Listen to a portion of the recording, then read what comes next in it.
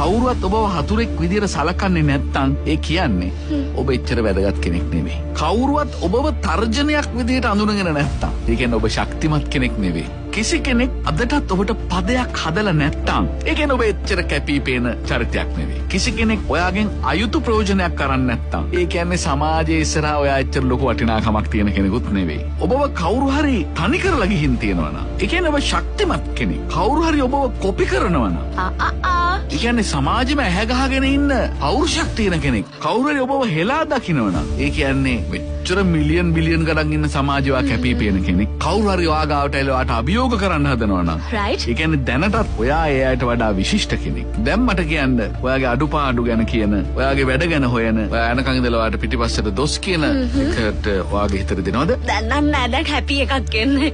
ඔන්න ඔය මිනිස්සු මගෙන් අයුතු ප්‍රයෝජන ගත්තාවේ මට යමක් කරන්න පුළුවන් කියලා කෙනෙක් හිතනවා.